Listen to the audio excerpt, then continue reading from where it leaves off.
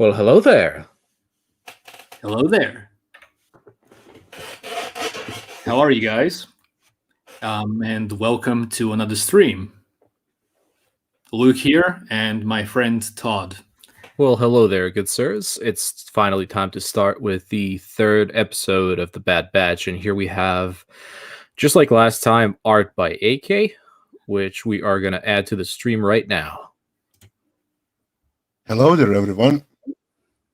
Well, hello there, good sir. How's it going, mate? By the way, Really good. our friend Art by AK makes some awesome Star Wars art. You can check out his channel. We put the link in the description below, and he'll be joining us in the discussion of the latest Bad Batch episode. So, all right. With that said, let's go ahead and get into the actual episode. You want to go ahead and play it?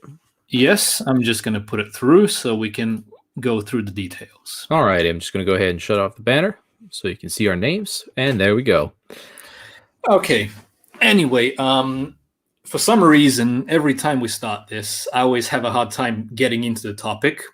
So do you guys have anything you'd want to add at the very beginning? Spoilers or no spoilers? Freely spoilers. I mean, we put it in the title. So what do you think, AK, for example? Let's start with you. Well, thank you very much. I think the better part of the episode is focusing on the Crosshair and new recruits than on the Bad Batch itself. I think it had way more potential and was done better than the rest of the episode. And it was kind of too short. It reminded me more of a Clone Wars episode than the Bad Batch. Yeah, I agree. What do you think, Todd? Well, I really like where it's going right now, and I especially like the part where they're going with the inhibitor chips. I like how they're expanding onto that, part of Star Wars. I always found that intriguing, so, I just can't wait to see where it leads. Yeah, can I add something to that? Go ahead. The last sentence the Kaminoans say, the project clone something or war. What was the name of the project? What are your thoughts on that? I don't know. It seems like they're planning on making an enhanced clone version, and the first thing that came to mind to me with what the Kaminoans were talking about was, that they had in the expanded universe, they had multiple clone templates. Like, for example, General Veers from Episode 5, in the AT-AT Walkers at the Battle of Hoth. For example, they cloned him into many. He was a template for a lot of stormtroopers as well as many other ones. Like, for example, you guys remember the Kuis clones, the Force-sensitive ones that Vader trained that had lightsabers, if you remember that storyline from the EU. Mm-hmm. That's something that came to mind to me, at least. So, yeah, that's it regarding that. But the first thing that came mind to me was something like Starkiller. Starkiller? Yeah. Kamino special clones, like, it fits the time period. I mean, it is a little bit too early for it, but they can switch up the story and change it. Yeah. I mean, it's 18 years early. Starkiller would be in one. The clone of Starkiller actually would be in one BBY. But yeah, it might be leading to that in a way. Although I think it's more plausible to expect it to go the Kuis clone way with the Force-sensitive clones, maybe. Or something really advanced that we haven't seen before. Or Vader's Fist. I don't know how much you remember, like in Legends, 501st Legion or Vader's Fist was the only pure clone legion Legends after, even after Battle of Yavin. Oh, yeah. Like, way, although I'm not sure if they were fully all clones up until the Battle of Hoth, but I remember in the original Battlefront 2 that the majority was still Jango Fett clones during the Galactic Civil War era. Like when you played through the journals of the 501st, the Unknown Trooper.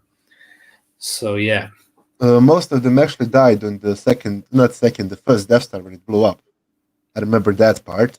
And then I know from the comic books, after Episode 6, like Ashes of the Empire, where Tron came back and everything, there was still a 501st Legion, but it was more like compact with aliens and everything. It wasn't just clones and regular humans. it was alien species that took on the mantle of 501st. Oh yeah, yeah. Although that storyline is actually about 100 years after the battle of Yavin. That's Legacy era.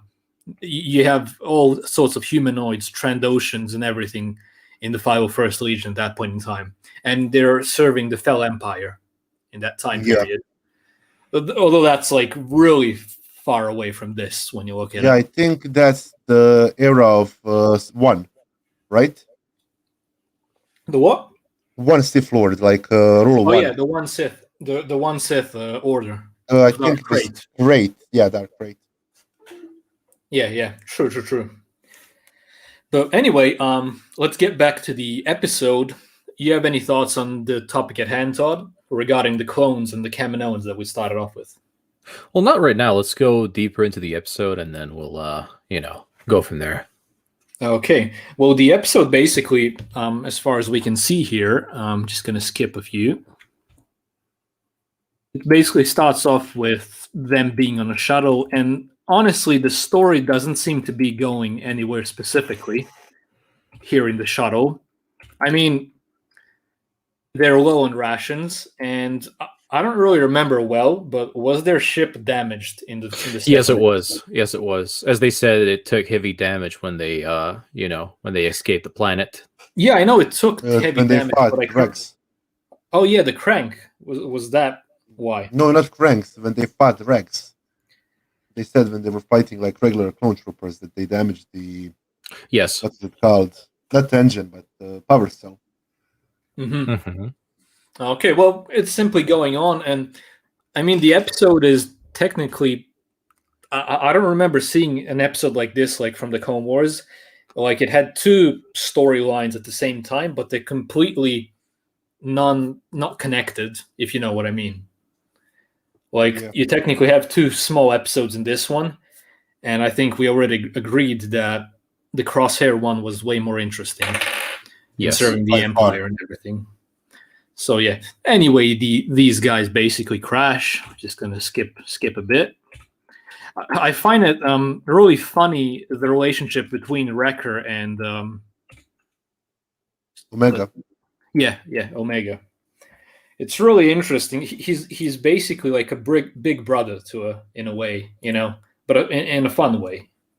Yeah, that scene was actually legendary with food rations.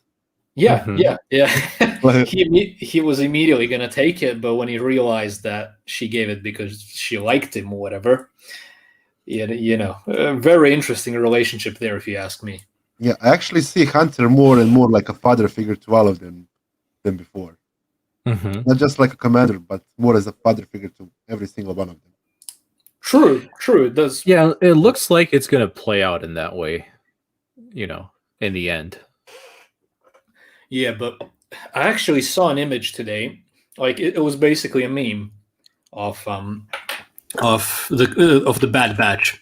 You have Tamara Morrison, starring as all of them, but edited. And then there's an image of Tamara Morrison starring as Omega because she's also a clone of Jango Fett. It was really hilarious. But what stood out was that they used an image of Rambo for Hunter, and he's basically an animated version of Rambo when you look at it. Red bandana, really looks like him, and he doesn't look like a clone that much like the rest of them do for some reason. I don't know. His chin is a bit different, and I think it was a direct inspiration of Rambo when you look at it there. I think they took inspiration for all of them actually from 80s movies. I'm not really familiar about that. Can you? I mean, Hunter looks like a Rambo. I saw an interview a long time ago before even the Clone Wars continued to its final season. When it was just a Bad Batch, like animation, but not finished, not even in beginning stages of being finished. The inventors talked about the inspiration behind him was the Rambo and the characters from movies from back from the 80s. Yeah. They even said that George Lucas did it on purpose when it came to the designs of the idea of the Bad Batch. He wanted to make a cliche team there. Yeah. So yeah, Anyway, I mean, Wrecker reminds me a bit of Hulk. of who? Hulk. Oh, Hulk. Yeah, he does. Even the comedy surrounding him is kind of Hulk-like, especially Yeah. from Thor 3. If you guys watch that, what's it called again? Thor Ragnarok, right? Ragnarok. Yeah, honestly, love that one. The comedy is really similar to that, especially with him and Omega. And I really enjoyed the part when they were crash landing on this desolate planet, when Wrecker's more afraid of the crash than Omega is, basically. Yeah. Yeah. Anyway, I think we forgot a part. I'm sorry. I think we which one? skipped up over an important part. Which Remember one? when episode opens, Tech is making something for inhibitor chips and talking about them. Oh yeah. I completely missed that. That can actually be an important and a big plot point for later on. Yeah, but I guess we'll find out in the next episode. It seems like they're just setting it up now. Yes. Yeah. Yes. Stay tuned for Dragon Ball Z. But actually, what that is saying is that Crosshair is gonna get redeemed in the end. Like, they're gonna save their brother in the end. That's what I think is happening with that storyline. And when you look at it as a whole, I think that Crosshair is probably he's probably considered the main villain of maybe the first half of the season, or maybe even the entire first season. But I'm guessing that at the end of this season, most likely, he's probably gonna, rejoin the team again. Yeah. Yeah. I think that's they're probably gonna find a way to stop his inhibitor chip from working and get him back on team. Because I mean, you can see throughout the entire episode that they there is some dialogue and some scenes that they miss him. Yeah. Wrecker specifically. Yeah. What's There's interesting a doubt. is he's usually joking around with Wrecker a lot. That's what I've noticed, and teasing him from time to time. Like, as if Wrecker is a big baby. And the team and Crosshair and Wrecker are always at odds in a way, but still in a loving way, if you know what I mean. Yeah. And yeah, it was also a nice setup, meaning that the shuttle is one member empty, although Omega is here, which is leading to what Wrecker is going to do at the end of the episode. But we'll get to that later. Yeah, we'll not spoil that at the end. Also, when we're on the topic of of Crosshair not being the main villain anymore, who do you guys think is going to replace him? Like, maybe at the end of the season, throughout the season, or season 2? Do you have any ideas who might be the next big baddie of the show? Or maybe there won't be a specific one. Maybe there'll be multiple. Maybe thinking Purge Troopers. What? Maybe Purge Troopers. Purge Troopers. Yeah, most maybe. likely. Yeah, they were already around during 18 BBY as far as the Vader comics go. So yeah, I'd love to see him in the show. Honestly, Next to them, who can it be except them? I mean, it's too early for Death Troopers. Way too early for them. Way too early. Yeah. Commandos. I didn't see it. Just Commandos is more like hit fast and get out. Mm-hmm. What about? I would see Tarkin as the main villain. Well, technically he is, but not really a villain that they would fight directly. Yeah, he's the one who's just behind them all and Like just giving orders. He's like the Yeah, mini pretty much. Palpatine version of the show, I'd say. Definitely. Like the guy who's pulling the strings, kind of. Yes. But I think Cody is gonna definitely be in this show. I would That love would that. be man. awesome. I would love that so much. I think that most fans, just like us, prequel fans, Clone Wars fans, we've been waiting to see Cody after Order 66 forever. Yes. Although, despite knowing how his story goes, we know that he's present during the Battle of Kamino in 2 BBY, when throughout the Starkiller storyline of Force Unleashed 2. Yeah. He's Did he die technically in that story? I don't know. I don't remember. Was he Well, killed that's there? that's basically the only information we have of Cody after Order 66, that he went on to train other clones and that he hated stormtroopers and really missed Yeah. the good old days of the Clone Wars. That the quality of the Empire's soldiers were really bad in comparison to the Republic's and the Jango Fett clones, and that he was present during Camino. That's basically all that there is of Cody. And I would really like this show to fill in the blanks a bit with Cody. Like Yeah. Commander Apple has more screen time after Jedi Purge than Cody. Like goddamn. Yeah. Apple has more story after. We actually did a lore video on it. Quite interesting. And I'd also like to see him here as well, although I think it's going to be Cody instead of him, because Cody has a connection to these guys, as we've seen in Season 7 of the Clone Wars. Yeah. I think Apple would work more for Vader's fate now than anything. Yeah. Do you guys think we're going to see Vader here eventually? Maybe. Maybe like a hallway scene or something.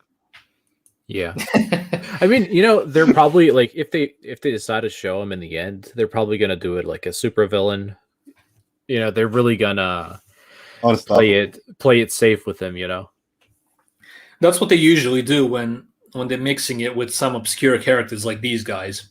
Yes. Like when you look at the grand picture, the Bad Batch are not technically main characters in the Star Wars, in the main George Lucas Star Wars story, if I would call it. Yeah. They're really small players, so Vader will probably get hinted at many times in the series, or maybe seen in a hologram or something like that, or mentioned. I think Vader would show up if they found Jedi and joined them. I mean, if Jedi joined them. Oh yeah. I think then Vader would actually go for blood. Well, either that or some Inquisitors. I think we're going to see Inquisitors definitely. Yeah, but I think it's still too early for them. Yeah, maybe it is. Although we don't really know how much time passed since the first episode, but I'm guessing a month or two tops now. Maybe not. Yeah, even a month tops. But then again, the first season is not the only season we're going to get of this show, so I can't wait for more. Yeah. So far, it's going pretty well. Honestly, I'm really satisfied with this show so far, and I hope it stays that way. And I really hope they don't go into politics and simply keep it in the Clone Wars spirit, being simply storytelling, and that's it. Good storytelling. Yeah, definitely, man. This is really refreshing. Yeah. I mean, except if it's Palpatine pulling the strings. Well, yeah, in-universe politics is something I'm always for, especially when it comes to the prequel era and, Palpatine and the Senate and everything like that. But real-life politics is something that really... let's just skip that. From this. Seriously. And we can actually finally see Imperial Senate. Oh, yeah, that would be cool. I mean, we never saw that. It just started. The Empire was just formed. And we know the Senate is actually dissolved in Episode 4, right? When Vader and Tarkin talk after Rogue One and Episode 4 after the Death Star incident. That's the time they actually dissolved the Senate. But what's happening with the Senate through like 18 years? Actually, 19 years. 19 years to pass from there to there. Well, I'm guessing, for example, what we do know, actually we know quite a bit when it comes to the EU, at least. I'm not really very versed in... I'm invested into official canon regarding all of that stuff, but I do like, from the new canon EU stuff, I like the Vader comics the most.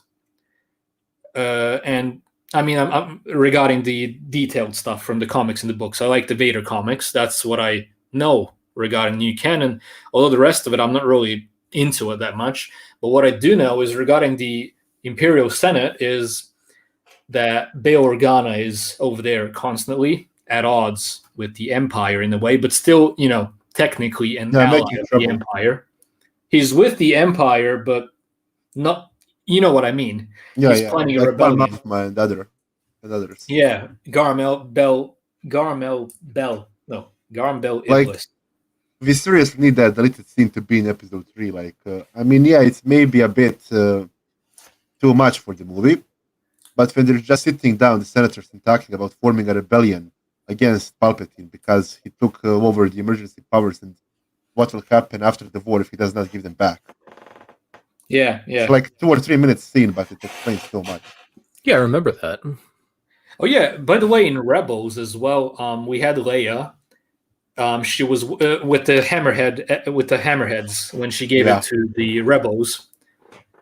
Basically, that episode, you can literally see that she's on the Empire's side, officially, but unofficially she's with the rebels, and the Empire is still protecting her, despite her working with Ezra and whatever regarding rebels. But that's about it we have on official canon when it comes to that. Not that I give a shit, but Don't but I forget, like we actually Rebels get to see as well. Luke as well in the Rebels. Luke. Yeah, we actually get to see him in Rebels. Oh yeah. When Obi-Wan is watching from afar. Yeah. Yeah, that's Twin Sons. Even though Yes. this is quite off topic, we should get back to this. But Twin Sons episode is amazing. One of the best Star Wars that I've seen so far, and an absolute fantastic end for Darth Maul, if you ask me. Definitely.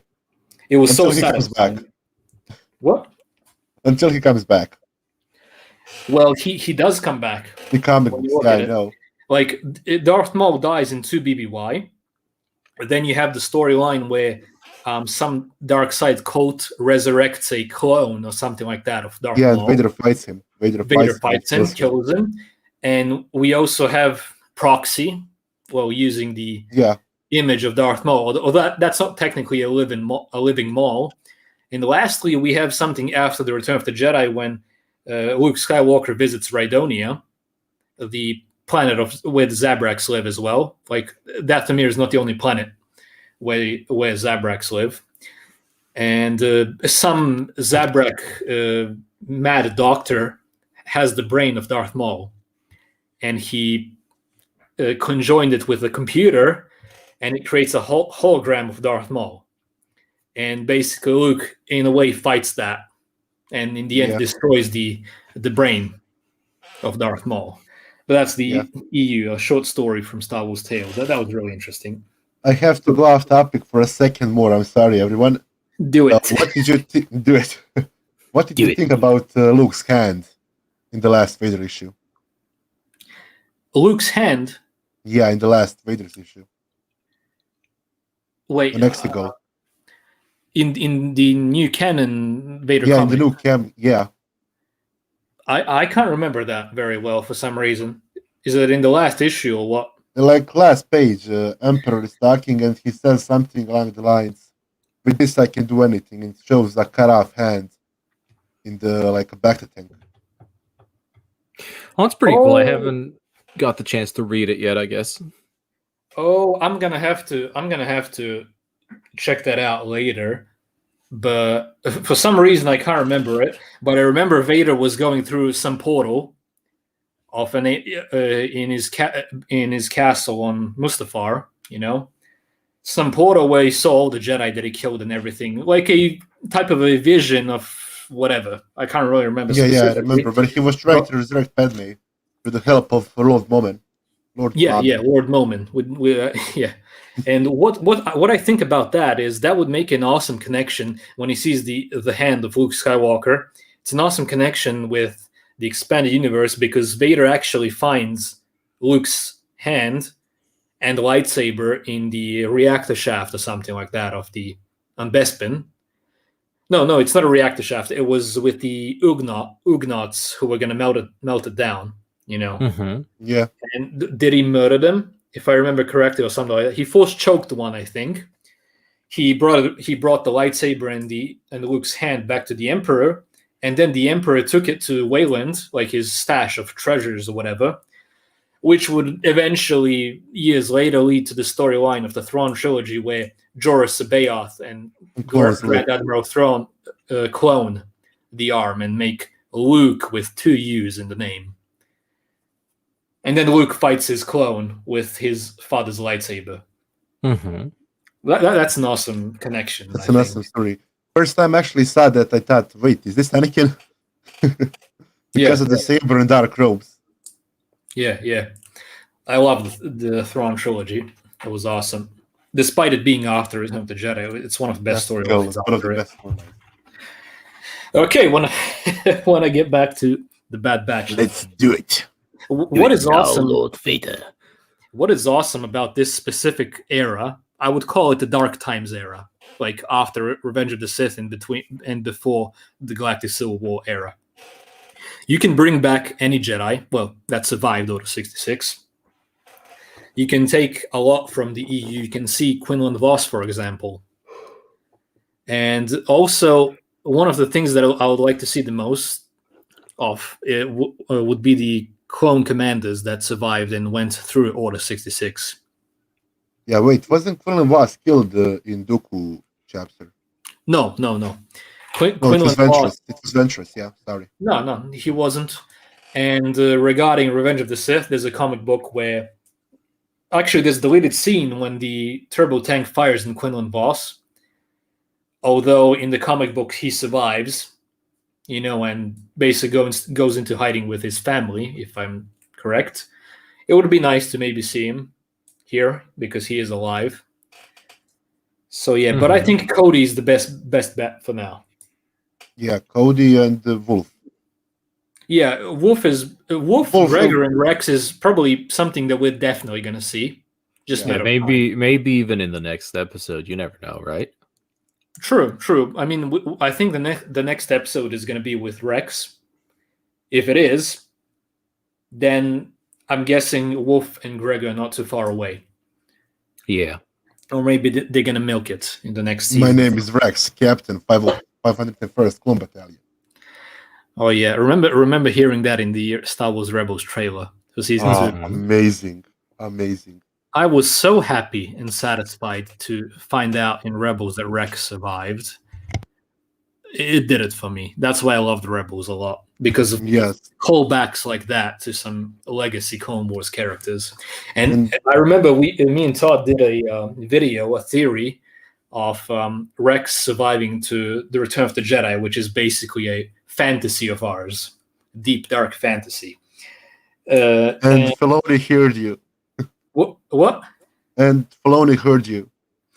Well, it seems that way. No, I think we did it after he said something like that, and we did a theory on why it could be very plausible, and that we considered that it happened that way, and they basically confirmed it. So that's one of the best theories that actually happened to be true. Well, like, it's my favorite theory in all of Star Wars. That turned out to be, in actuality, it happens. Like he turned out to be Nick Sent, like the EU name for the old guy. Yeah, that was really. Let's go back to Machine. Back to Machine. Okay, so what do you think they were doing here on this? I think they're like amplifying the power of the inhibitor chip and making him more, compliant and, Yeah, because it might be wearing off. Yeah, like all the time, especially since he's an advanced clone, like a mutated one. Yeah, and plus, like they said in the first episode, that the inhibitor chips of the Bad Batch were damaged because of their other, powers that were enhanced. So they could be like it could be that it's wearing off slowly, and they have to amplify it every time, before he goes into combat or something. Because you can see him, like, I believe during this episode, you can see Crosshair like sit on his bed and like remember the old days, I guess. Yeah. So like I guess when they're not using the machine on him, it's slowly coming back to him, but they have to do the brainwashing. Yeah, pretty much just like before every combat scene or whatever. It makes a lot of sense, and it's a great connection to the Kanan comic book, where when Commander Gray is hunting down Kanan, or Caleb Doom as he was known then, basically when he was about to kill Caleb Doom, it came back to him that they fought alongside the Jedi and that they were not the traitors. It was 1 year out. It was 18 BBY, so 1 year after Revenge of the Sith in Order 66. Basically, he with his own, let's say, free will, he fought through the inhibitor chip and realized what happened, on his own. So basically, the inhibitor chip went off after a year. Although this is much less than a year here, but considering that they're very, what do you call them? The Bad Batch are very disobedient. Special Task Force. What? a special task force. Yeah, they're special and they're very disobedient generally compared to other regs, as they call them. So it makes sense that they have to reprogram him every, let's say, few weeks or a week or something. But it's sad because technically, I think that Crosshair was the least likable member of the Bad Batch when it came out, because he's so cold and grumpy or whatever. But here they actually made me feel sorry for him in this episode specifically. And I thought, I'm thinking of starting a tech a bit. What? I'm starting to think I will hate the tech a bit. Why? I don't know, he's just a smartass from time to time. Oh, yeah, nerd. Too smart for his own good. As it turned out, the last 2 episodes, every suggestion he made turned out to be false. And the stupid plan from episode 2 as well. It was a stupid plan. It worked, but it was stupid. Improvise, adapt. Yeah, but Crosshair here, basically, he's technically a slave with no will of his own when you look at it. Yeah, that's what they say during the episode, right? Like, They say it? Yeah, they say it. Like, it wasn't him who was doing the the orders and the shooting. It was the inhibitor chip. And then Omega confirms it by saying, like, that's what it was meant to do. So, Yeah. From a certain point of view. Who knows? Maybe eventually Crosshair comes to his senses on his own. maybe the inhibitor chip fails. From all the frying. Yeah. Okay, let's stop for a moment and go back one frame. One frame. To this guy. Okay. Okay, what do you think about him? Well, he's the guy mentioned in episode 2 regarding the what do you call them? I forget every time. The codes. Yeah, what's the name of it? I can't remember. Well, the chain, is it the chain code, something like that? Yeah. Yeah. Yeah, I don't know. I don't have any thoughts about him. He just seems very loyal to the Empire, despite the Empire existing for a month tops. Yeah, like, seriously. He's very into it already. And somehow it seems so fast. What? It seems so fast, like implementing all of the new structures and everything. Yeah. But when you look at it, that's how evil works. It works over time.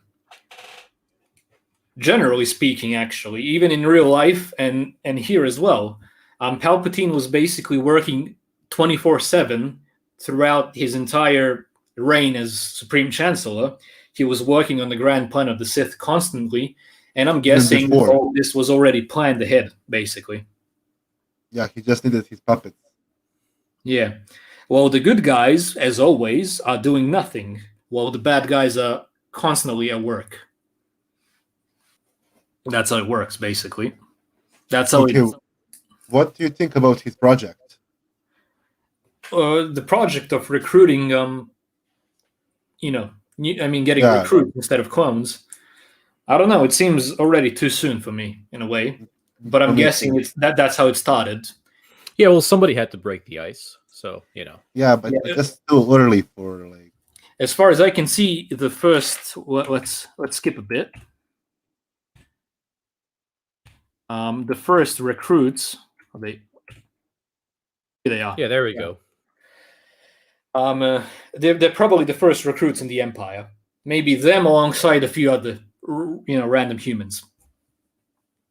So I guess it starts immediately, but when you look at it, they need trillions of stormtroopers across the galaxy to rule the galaxy. So I think it's okay to start with 4. And I hated one of the 4. Which one? The guy who didn't want to follow orders and was talking shit about clones. I mean, like a character. He's interesting, but I was just like, when will you shoot him? When will he die? I want to see him dead. Did you expect him to be shot for this I being mean, I didn't expect it so soon, but later on in the part, when they're actually hunting the rebels, I mean, not the rebels, actually, yeah, the rebels, I was thinking the Crosshair would pull friendly fire. Mhm. But the scene that came after that was even way better. Like, executing him in cold blood. I actually expected the other three members to also not go through with the order, or maybe immediately rebel against Crosshair. I'm not sure. I mean, after that demonstration of power, I don't think they had a lot of choice. Yeah, they just went along with it, and But I think that proved that they weren't as effective as the Empire thought that they were, because Tarkin simply thought that it was a casualty of fighting the Saw Gerrera's rebels, but they're not that effective as they thought because they have a conscience. Yeah, and you can see that some of them will join the rebellion, if maybe not all three of them. I don't know. I think that the guy who was shot, the blonde guy, the first one here, I think that he was the best material to be an eventual rebel. Maybe with time, but at the beginning he talks like, "What did the Republic ever did for me? Nothing. Emperor gave me food, money, roof over my head. Yeah, yeah. It did way more than the Republic ever did." So I don't see him going over so easily. I mean, if he was with some other team, except if someone was leading the new 99 squad, we can call them. I'll call them that. I don't see him actually joining the rebels. But thanks to Crosshair, if he survived, but thank you, he did not, I would see him going to the rebels. But over the time, not immediately. I don't know. Actually, you said you didn't like the guy who got shot. For some Yeah. reason, to me, he seems the most likable out of the four because of his ideals, and he was the only one who wasn't going to go through with the order. That's what I liked about him. And I don't understand why they would introduce him. He's the one who had the most dialogue out of all four of them, you know. Yeah. And they got rid of him in the episode itself, you know, immediately. He actually looks like a Mandalorian to me a bit. He does. He does look like a Mandalorian. True. I agree. I don't know. I think that just like the Comos did it before, he might be in. They introduced you to his character in a way with his dialogue of the Empire giving him this and that. Immediately, he gets betrayed. Well, I mean, Crosshair shoots him. I think he might survive. He probably survived in the end. I don't think so. I don't know. I would like to see him again, honestly. It would be cool, but as a different character. I mean, not as a different character, but as a different personality, and not being an asshole. Okay. We all right. have So before a. we go on with the episode review, I just want to go ahead and pop this comment over here. And first off, Star Wars Timeline, thank you for the $5, and let's go ahead and read your comments. So, in my review, I compared Omega's nonviolent actions versus Crosshair. What do you guys think of that clone's contrast? So, it depends on when you're asking the question. In the first episode, or you mean this here? I think it's this one. In this one, yeah. I see the contrast. It's a nice parallel. Nice Star Wars timeline. Yeah, now when I look at it, it doesn't seem so random. The two storylines don't seem too random now when you look at it. Mm-hmm. Because Crosshair didn't have to kill him, but did, and she probably could have killed the beast. Let's call it that way, but she chose to not to do it when she saw that she had a choice. But overall, when you look at it, Crosshair didn't really have a choice because of the inhibitor chip. Nice one, Star Wars timeline. Yeah, really nice detail there. Yeah, definitely. Before we go on, there's something I was really looking forward to talking about. Is if any of you guys know the Covert Ops clone troopers during the Clone Wars, like with the purple visor and a very similar armor to this, although has way more purple on it, and a different. It's basically a different sort of camo, but similar in a way. Oh, everything I know about them that they were actually involved with Emperor directly, no one else. There were his like two deserter work. He would send them to finish anything they needed. They were actually sent out, if I remember correctly, to hunt down rogue clones. They So were tell me clones that hunted. Yeah, which go on. armor do you prefer? Do you prefer this one or the one with the purple stuff on it? Well, I don't know if these guys are supposed to be, for example, imperial version of the covert ops. I think that these guys would suit the imperial covert ops design much more. Although I don't know, I slightly like the purple ones a bit more for now because they're actually during the Clone Wars, and I prefer the Clone Wars era instead of the Dark Times era, which is after it, which is what we're watching here. But I think if this is the Imperial version, like an upgrade to those guys, I think it's a good upgrade. I like it. Much more sinister and very reminiscent of the future Death Troopers. Yeah, do you know what's funny actually? What? How did they fit into the clone armor? Maybe they were chosen with the similar physique. Yeah, but it's just funny. I mean, they said that they were the best of the best. You know. Yeah. So I think maybe that, but to me, honestly, the women here seem to have their shoulders are a bit too wide, Oh. if you ask me. It doesn't seem like a female. Yeah, the chick on the left side. I first thought that she was a dude. Then later on I realized it was a chick. I didn't, but I think they could have made her more pretty, honestly. And there they go with the interesting haircuts. Let's say it like that. Yeah, that's probably the biggest complaint I have about this is why do they insist on not making women look like women? I see the cool idea about the mullet, like Storm in X-Men comics back in the 90s. It's actually yeah. nicely. But in the first look, like that armor, we always see it with clones, you know? And from far away, you're not paying that much attention to her. You're paying more attention to not Tron, to... When it comes to this, you know what I remember? You guys remember when the Mandalorian episode came out with Bo-Katan? I didn't watch it. When that Anita Sarkeesian was commenting on how she disliked the boob armor. Do you remember that? Still didn't watch the episodes, so... Well, anyway, she's basically a feminist, and she was complaining that the female Mandalorians had boob armor. And that's such a stupid complaint when you look at it because it's a female. She has breasts, and she needs armor to fit her physique, And it's something that we don't have here because we have two females on the team, and for some reason they have the exact same armor as the clones, It's kind of a nitpick. I guess it's okay. Maybe they chose the two of them out of, thousands to fit I don't think thousands, maybe like 100,000.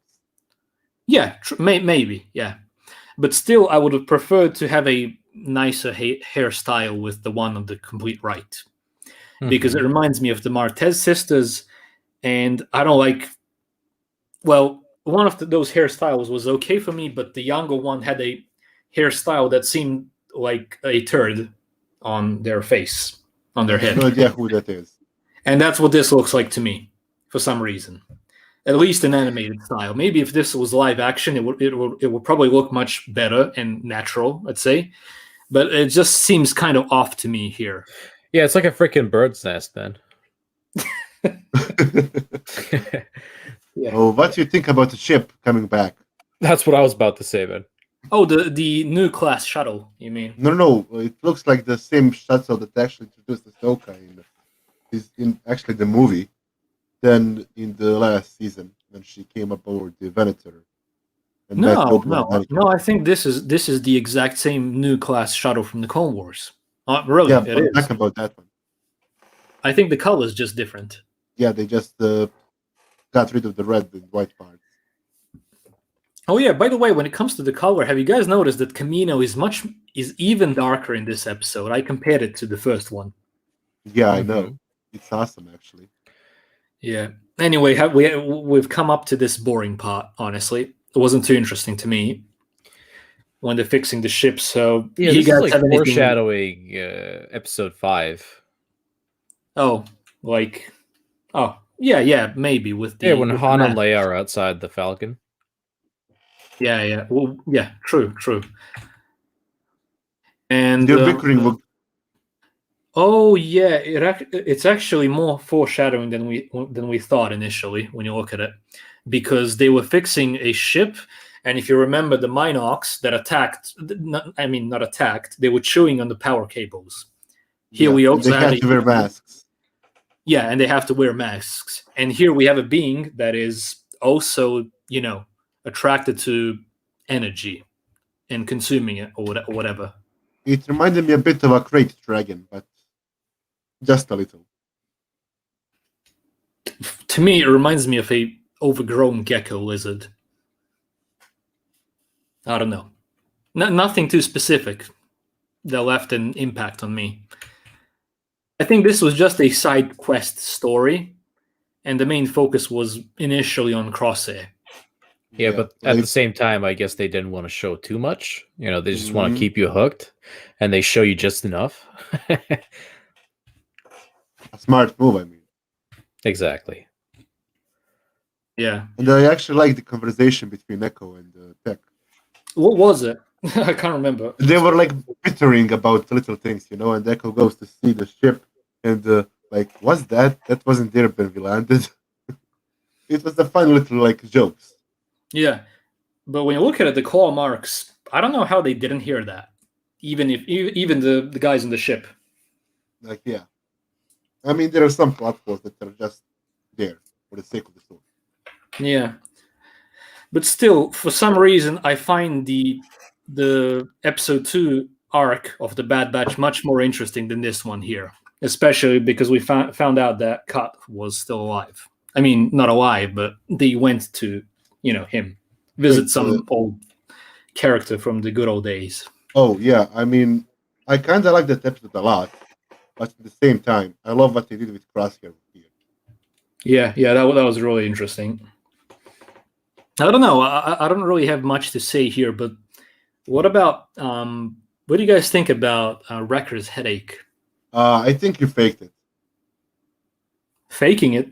I think he faked it. I don't know. It doesn't seem like faking it to me.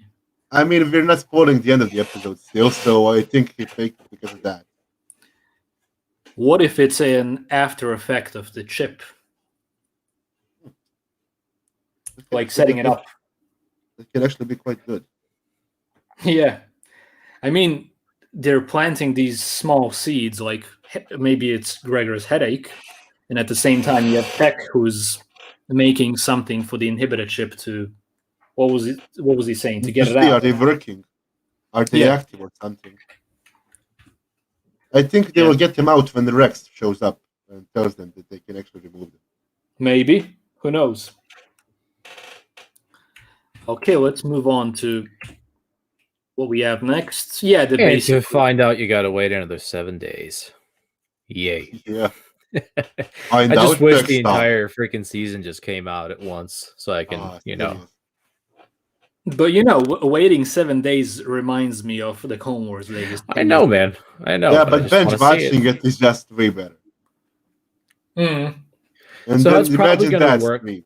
So it's probably gonna work like this. I'm gonna just, have to wait like 7 days for every episode, and then when they finally come out and and have a complete collection, then I just watch it all over again as a package.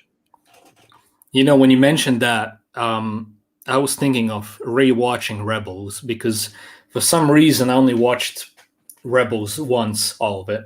Although I watched my favorite episodes multiple times, but I watched the whole series only once. and I think it's worth a rewatch. There was a lot of nice things there.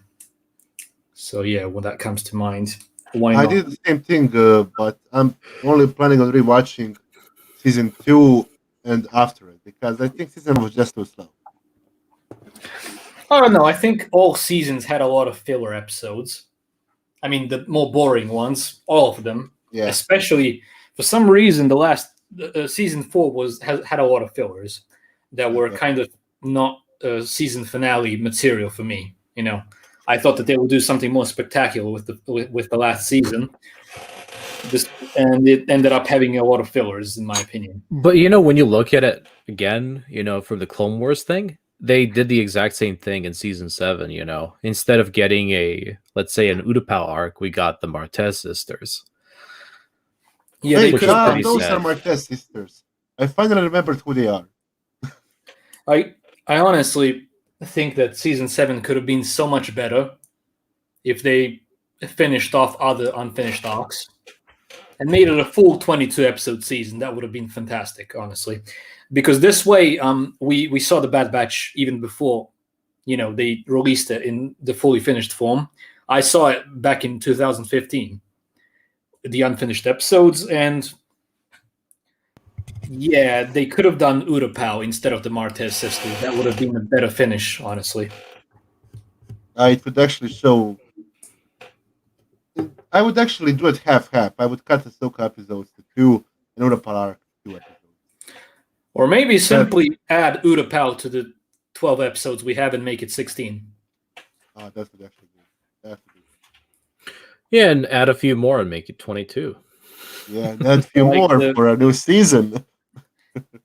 I think they were intending on making the Quinlan Voss and Ventress arc 8 episodes. That would make That it is the an amazing longest. story. That would be the longest arc in all of the seasons. Yeah, I think Umbera arc was the longest. It's 4 episodes. Right? Well, Umbara was, along with the Ahsoka leaving the On the Jedi run. Order, Yeah. basically the longest arcs were 4 episodes long. Yeah. And Quinlan Voss's and Ventress's would have been 8. So that would have been great. Yeah, I'd be down to see that. And also, I would have loved to seen the Bounty Hunter arc as well, with Cad Bane fighting Boba, Boba getting the famous dent and everything. I don't know. I just remembered back in the day when they were planning it to be at least 8 seasons. Yeah. Although full seasons, like not like season 6 was, the Lost Missions. They basically just released the finished episodes that they haven't released yet, and it was only 13 there. Then we got 12 with Disney finishing it off. But instead we could have gotten 3 more seasons of 22 episodes, like the first 5 seasons. Yeah. And we could have gotten Revan in season 2 or 3, I think, with Mortis arc. True. But George was against it. Yeah, George didn't want it to happen because it would kind of destroy the lore. So I really appreciate that from George, but it was still a very cool deleted scene with Bane and Revan. Yeah.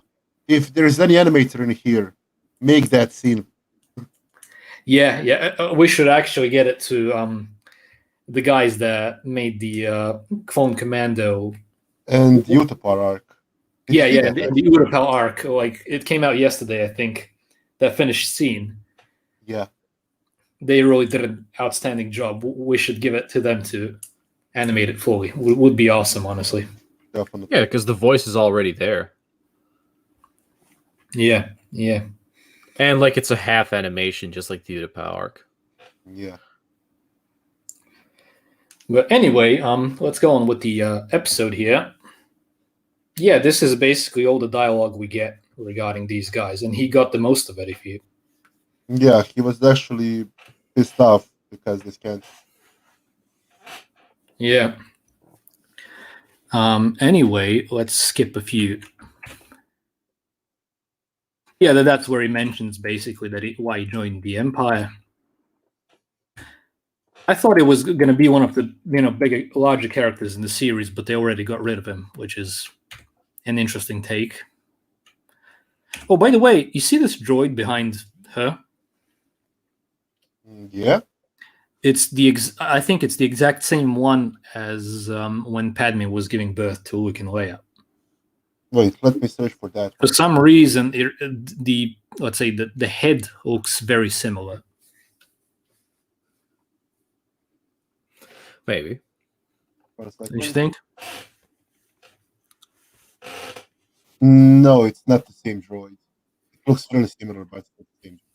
Okay, by the way, we have some comments here. Just going to read the one which caught my eye. Came from Peter. He says the sister arc is woke as fuck. And honestly, I expected it to be woke or whatever, the typical Hollywood stuff. But despite the shitty hairstyle, I didn't see anything woke about it, to tell you the truth. And that's why it was very passable for me. Although it wasn't very interesting, the arc itself, like the Siege of Mandalore, or not even close. It was a very dull arc when you look at it, but still, I'm very grateful that it wasn't woke, despite the shit hairstyle. But it's okay, I guess. That's just my take, you know. What do you think will we get Maul in this show? What? Will we get Maul in this show? Maul? Maybe. Maybe he's getting the crime syndicate off the ground. Just trying to find the frame here. Oh yeah, here's the frame that really kind of look at the shoulders. You know, Oh yeah, seems very, I don't know, bulky. wide. It seems even wider than a regular clones. What do you guys think? I think they use the clone body for, you know, Yeah, as for the animation, and then they just swap the head. Yeah, definitely. different color grade, and that's it. I just dislike the hair, but when you look at it from a military perspective, it should be shorter. Yeah, it's works. Yeah.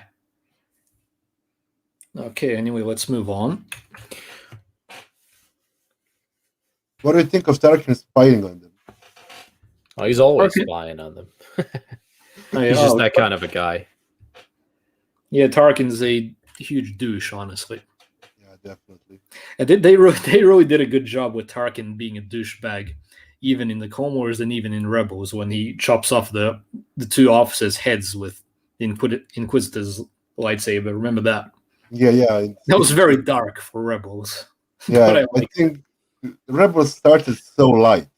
Yeah, I know. You can see like Ezra kicking the stormtroopers. He doesn't want to kill anyone, and then there's just Tarkin being a complete savage. And not to mention Darth Maul when he just, you know. Do you remember Rex's talk to him when they were actually infiltrating the new ship with hyperspace tracking? You should have shot us, not to stun, but to kill. Yeah, I don't remember that much. Can't remember. Sorry. It's a good scene. Just find Rex saying you should have killed us. What a frame, huh? What a frame. This is even better. Wait. Just gonna... Oh, yeah. This gives me so much Camino Uprising vibes. Yeah, definitely. And I've been thinking about it because we want to do a lore video on the Camino Uprising and want to connect it with the beginning of the Empire, specifically, these first episodes, which are really leading to that in a way. Mm-hmm. And what do you guys think? They're probably going to do a Camino Uprising in some shape or form, although it's definitely not going to be the same one like in the Expanded Universe, which happens in 12 BBY, which is 7 years after the events of this, technically. I think it will happen way sooner than that, but it will be way smaller than the original one. Maybe they want to do 2 uprisings, I don't think Empire would allow that. I mean, they would. Well, and then you have we've had 1 uprising, yes, but what about 2nd uprising? You mean Second Breakfast, the Lord of the Rings yes reference? Yeah, I got it. No, I think when we talk about this, I'm always talking regarding my headcanon. That's the problem when people don't understand what I mean, what we mean with two uprisings. I would always consider the original Camino uprising as canon, but if they do one here, technically you could still have some other Kaminoans that survived the Empire's wrath and did an uprising of their own like 7 years later, if an uprising happens here. That's what we were meaning. I've seen some comments commenting on that, like what we're talking about. So just wanted to clarify that. But maybe it's not going to be an uprising here. Maybe they're simply going to make a very unique clone from a new template in order to stay relevant. Yeah, it's going to be exciting to see who the new template is going to be. So, yeah. All right, let's keep going with the episode. Okay. Oh. Yeah, we have those Empire Strikes Back vibes here. Honestly, yep. It's actually a nice touch. Like, it's my ability I can track. Can I do that?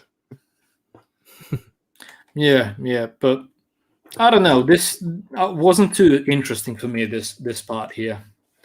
Although I think it was a very stupid decision to bring her along with Hunter if it's very dangerous.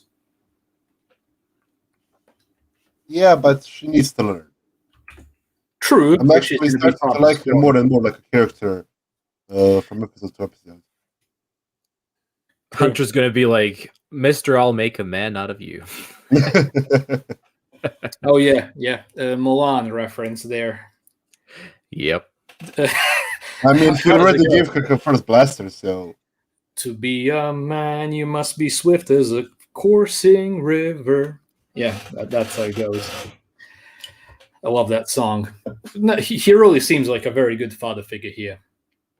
So I like that about the series. Actually, we talked about it in the last live stream from last week when it came to Cut. And it seems like he took some things, he learned something from Cut in the last episode when it comes to, well, raising a child, basically.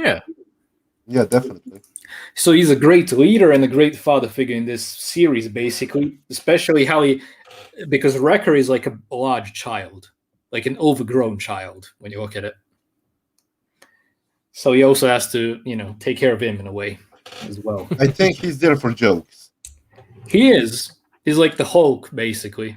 Strong. Yeah. He's tough on the outside, but he's very soft on the inside when you look at it. Wrecker smash! Yeah, Wrecker smash. Shrekker. We actually posted a meme months ago. Like, Shrekker doesn't exist. Shrekker can't hurt you. Two dots Shrekker. Like an edited version of Wrecker with the Shrek, basically, ears and everything. Sick joke. Okay, where are we at? Oh, yeah. Now, this is something I didn't expect at all. Like, how they talked to their new commander. That didn't make sense to me a lot. It's very bold to say something to your commanding officer. Yeah. It's bold, but they're looking down on him because he's a clone. Yeah. Actually, I mean, Crosshair looks very tough in comparison to most. Like, he's the type that never misses a shot. That's how it seems, at least. Probably one of the toughest clones, one of the most pissed off ones as well. And now he's even under the control of the inhibitor chip. So I was really surprised that he didn't make a big deal immediately right here. Like, if you remember in the Bad Batch arc in the final season of the Clone Wars in the gunship, he made a big deal with Jesse for simply looking at him. Yeah. And he threw the toothpick at him, if you remember. He was starting a fight immediately. Actually, when I think about it, do you know who he reminds me of? Who? Deadshot from DC. True. Because of his talents, yeah, he does. And his personality. Personality, maybe. I don't know. To me, he seems like a angry Slav with a toothpick. Honestly, he seems like a Slav, like a Russian. Сука ты, блядь, уби, блядь, блядь. Ублюдок, мать твою, а? All right. Ублюдок, мать. Okay. Enough with the Slavic stuff. I mean, I can imagine someone should actually do an edit of Crosshair in this armor with 3 stripes going on both his sides. I would pay to see that. Like How a much? Slavic Crosshair. How And much? squatting as well. He has a squat. We can make a really great meme. If anyone wants to do it, make sure to send it to us because I'd love to see that, and we'll definitely post it on the channel for others to see. So yeah, do you guys think he's someone mentioned in the comments and the chat? Does he seem like he's graying, or did he just change the color of his hair on purpose? I think he was actually born like that. Born, huh? Like a Yeah, I mean mutation? created. Yeah. Yeah, possibly. The Who knows? tattoo, I think he added it by himself. But Mhm. his hair, I think it's just like that. Yeah. Look at this flamethrower here that she's holding. It reminds me of season, I think 2 with the Battle of Geonosis and Mundi. Battle of Geonosis. Oh Yeah, yeah, remember? yeah. Is it? Galactic Marines. It seems very similar to that. I'm gonna check that later. Although I think this is a different one because those ones seemed like a DC rifle, longer, much longer in comparison to this. Yeah. I don't know. Todd's the expert here on weapons regarding. Maybe this Star is Wars. like a prototype and they're testing it before they perfect it to the to the weapon that we see used by the Imperial flame troopers. Yeah. Okay, anyway, we're back on Onderon again. What do you guys see here? Jungle? I mean, the ship Yeah, it stolen. reminds me of clones from like Coruscant. Yep. It's definitely a Coruscant police gunship. Although, if you remember in Rebels and later on, the Empire starts Empire using it as new gunships, replacing the Yeah. LAATs. So yeah, I like that. But they called it a shuttle here. Mm-hmm. They called the gunship a shuttle here in the episode, these civilians or whatever. And this basically means that this can go to space. Yeah. It can fly in space, which we've never seen before since they're going off world. So Maybe it's a part of a bigger ship. maybe they're going to a bigger ship or something like that, to some cargo ship or whatever. Or maybe simply like the LAAT gunship, they have a variant which is for space travel, and they have a variant which is for atmospheric environment. So I take it this is the other one. Okay, let's move on. Yeah, we've seen these rebels in the first episode, if I remember correctly. Yeah. Gotta love them using Republic, DC blasters from the Clone Troopers and stuff like that. And they're using the same outfits they used in Clone Wars when the rebellion started on the planet. Yeah, on the Onderon arc. True. Yeah. If some of you don't know, basically these Onderonian rebels were George Lucas's idea, like way back in regards to Saw Gerrera. He always imagined Saw Gerrera as being the original rebel, So what's interesting is we already have rebels here. They were rebels even during the Clone Wars, but now they're, let's say, more organized and spread out, not only on their own, if you know what I mean. So, Yeah. Mm-hmm. Okay, let's move on a bit.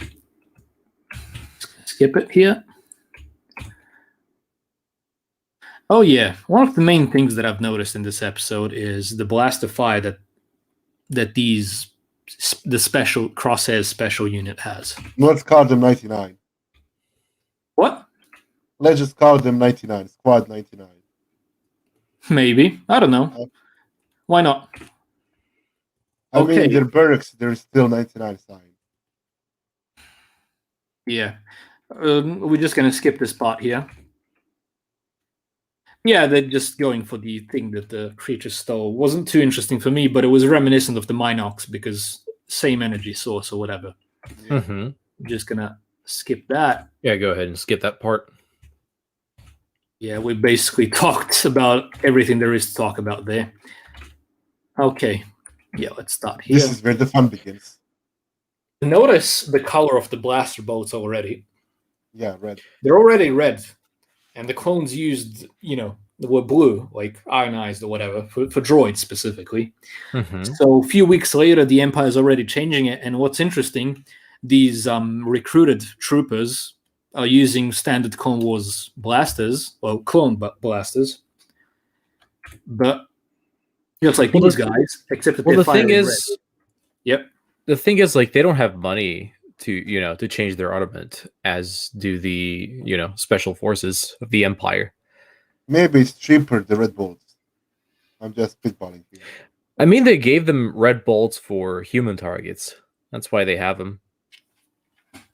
Yeah, the blue ones were used specifically for droids. Exactly. The thing is, I've never noticed a difference in regards to how effective it is, because any blaster bolt would kill anyone. That's how it seemed, at least. Generally in Star Wars. So. But it's a nice touch. It might be a more expensive variant of, the blaster modifications or whatever. I don't know. I think Fact Free, aka Warmaster, did a video on the differences behind the colors and everything, like a few years ago, when it comes to the blaster bolts. Like, they're using some gas thingies. I can't remember specifically what. But it had a difference. Like, the Empire had a better quality of... if I remember correctly, the green blaster bolts were the most effective or the most powerful or something. And the most expensive. And that's why you can... Yeah, that's interesting, because you can see them on Naboo during Episode 1. Yeah, they had green ones there as well. Exactly. And then you have the TIE fighters later as well. Mm-hmm. And when you look at it, the Naboo N1 Starfighter really seems slick and beautifully designed, and it seems metal, if you know what I mean.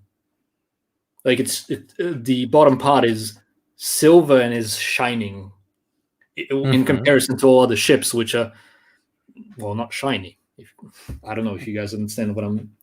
Yeah, I know. It seems like it's made out of vibranium, like it's a better quality in a way. Mm-hmm. I mean, George said it himself, like, when he was designing the Naboo starfighters. They're different than the Empire. It's still like, it's a Renaissance. It's a Renaissance era where there's light and lighter colors. Worst thing is the decoration and the beauty, while the Empire is more like the dark period, like the middle century, like from 10th to 15th century, like before the dark time. Yeah. Okay. Let's move on a bit here. So wait, was this the flamethrower was added. Just skip a bit. So yeah, we have... It was interesting. I like this scene with the rocket.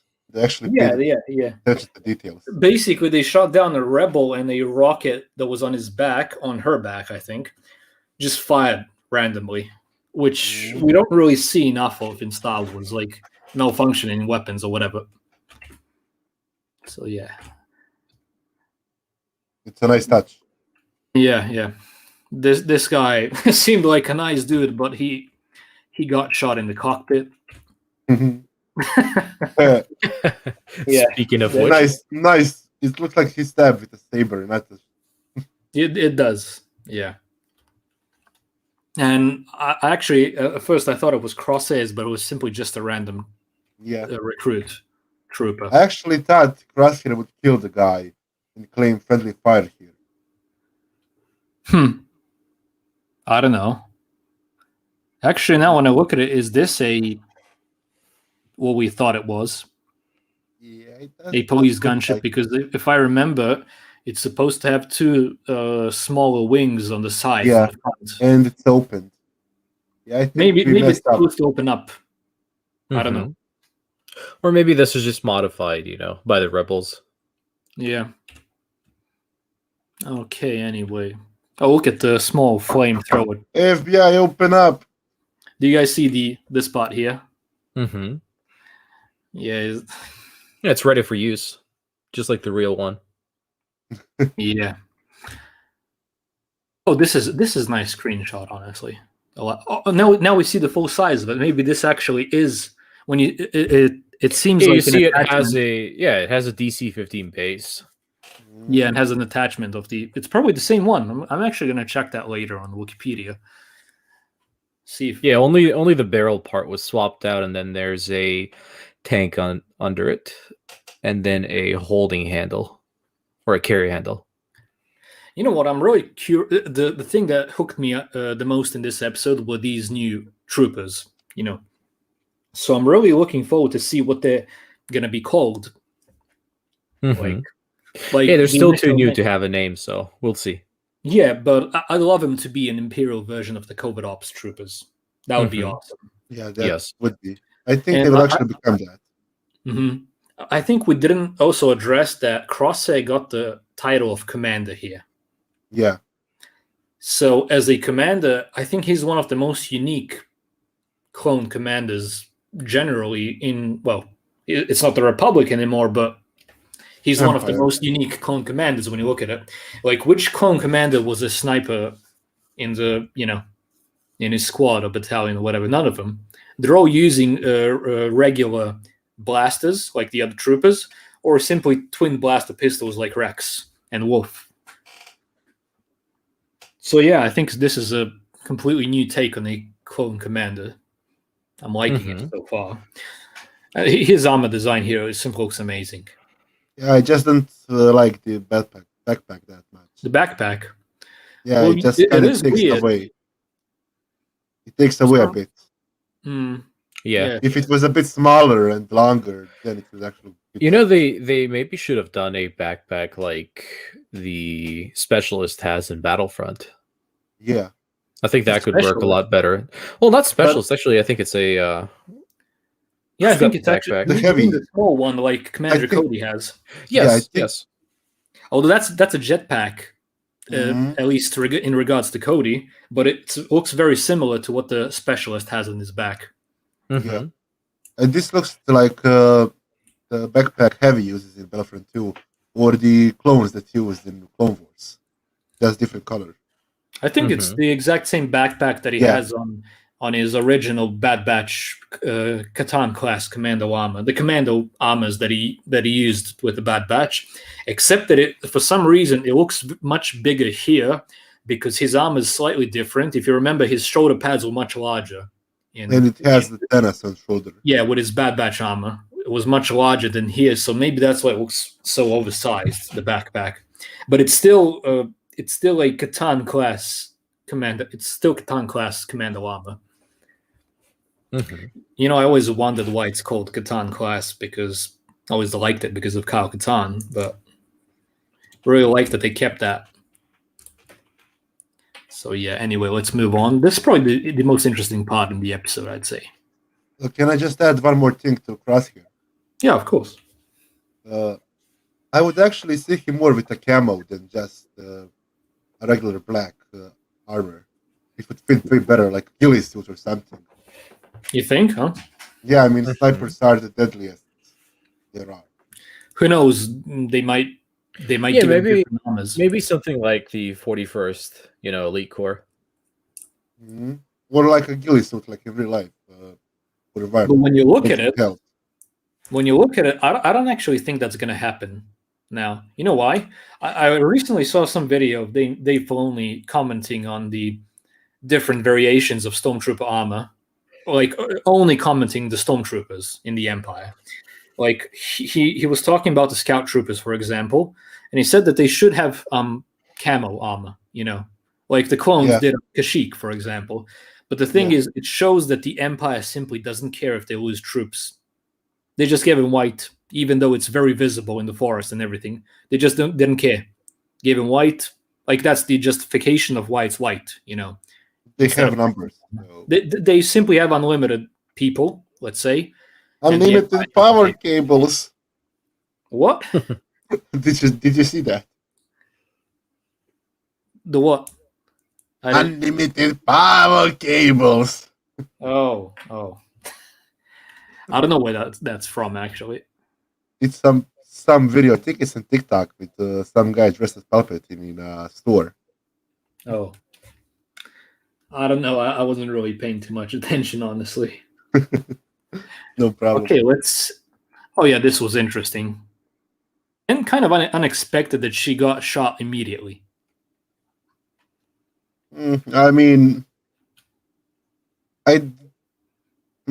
How do I put this and not sound like a jackass? Let me think. She had it coming. Yeah. Well, yeah, sort of. Yeah. Okay, let's move on here or whatever. Yeah, it really looks. The armor looks amazing when you look at it. Mm. Okay, do you guys have anything to say about this, or we already talked about this like at the beginning? Yeah, I think we Yeah, did. actually we I think did. we did. Yeah, awesome shot here. I'm kind of just. I'm not disappointed, but it's very weird that they already got rid of one member and there are only three more. Like they see, they look elite at first, but they're very expendable, especially since there was originally four and we're already one short. I think they'll get a new member next episode. Yeah, most likely. Yeah, probably. Actually, if I'm not mistaken, I saw some trailer. They might get about 15 more, 20. Yeah, Like a much bigger squad. like a SWAT team. Yeah, yeah. Oh yeah, he's still using the cone blasters, and I think that's the first time we've seen it firing a red blaster bolt instead of a blue one as Mhm. well. Yeah. Well, I guess how it works is they change the power cell, and then it gives a different bolt. Yeah, yeah, they're definitely very reminiscent of the future Death Troopers. That's for sure. Who knows? They might even connect it lore wise to Death Troopers eventually. Maybe they become Death Troopers in the end. Yeah, maybe this is like the pre-Death Troopers. Maybe it's the Phase Zero Death Trooper, like And how maybe it is that's the with Project Dark 4 Troopers. that Tarkin talked about. Yeah, they might do it like they did with the Dark Troopers. Like they had the Phase Zero, which was the one in the original Battlefront 2, and then they had the Phase 1. And what's ironic with them, the Phase Zero has some cybernetic enhancements and are basically clones modified with cybernetics. And the Then Death shift Troopers it are back. also modified with cybernetics.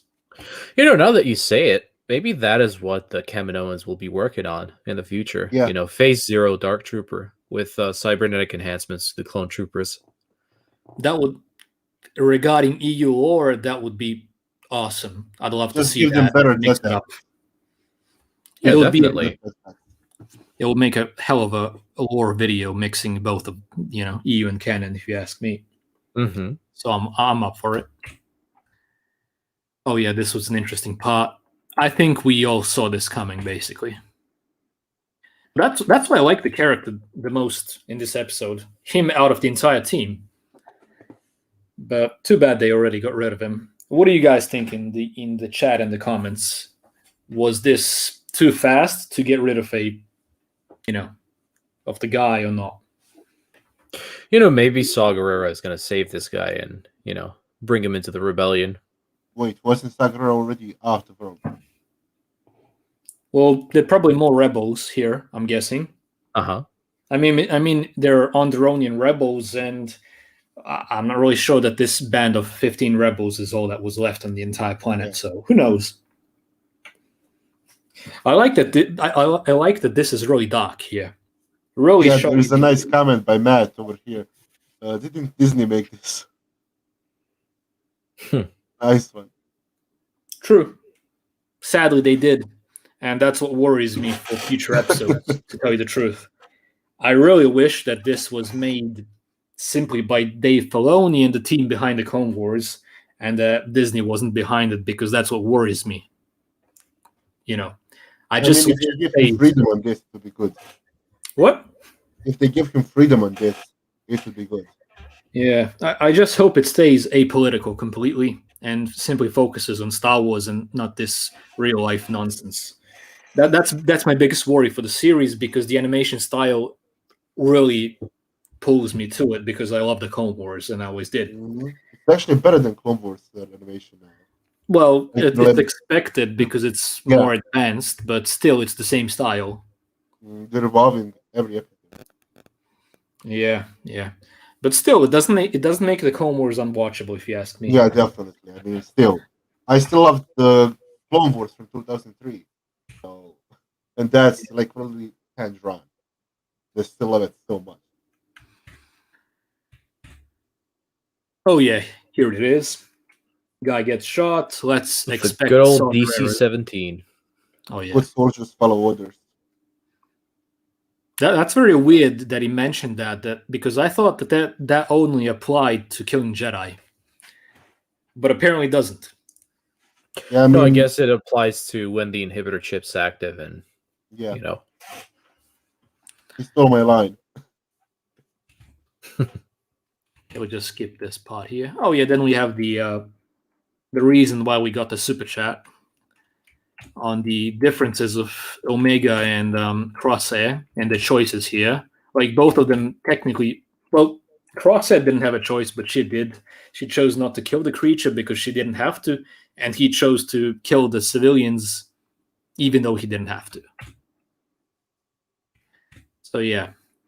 Yeah, this was a really small side quest, if you ask me, in regards to the Bad Batch part. Yeah, I mean, definitely the better part of the episode was Crosshair. Yeah. Okay, we'll just skip this part where we talked about it before. So yeah, they got the power cell or whatever it is back, and here we go again. That's Look at the sides with the clones. They look more like stormtroopers than clones. Oh, these guys. Yeah. Yeah. They already. We actually we talked about this in the first episode, and even the second in the review. Like they probably never got off of Camino. They probably never saw action. They're most likely shinies, if you ask me. Yeah. Well, the Coruscant Guard was, they were under the inhibitor chip. It was obvious in the first episode. But these guys would most likely just shinies, and they think this is the way it works. They're fairly new clones. Mm-hmm. I mean, what do you think what will happen with Vader's Fist? Will we get to see them? Vader's Fist? Well, it's the 501st, so I'm guessing it would be a mistake not to at least mention them in the series. Yes, definitely. Because this time period has like a huge amount of potential for Jedi, Inquisitors, Sith, whatever you want. Clone commanders as well. Clone commanders, especially, and survivors of the Clone Wars overall. And this is really cool now that we're looking at this scene. Every time we see Camino, it's like even darker and darker with every scene. Yeah. And now it's more robotic. Yeah. And what else here I can see is that these new class shuttles, that's what they're called, then they don't have the red anymore. And it's basically been a month since the Empire took over. So basically what they did mostly was repaint stuff. Remember at the end of Revenge of the Sith, the Venator was already lacking the red color. Immediately. It was gray. It was clear gray. Yeah, like immediately they got rid of the red. And went on to gray. Okay, let's move on. Oh yeah, here they are.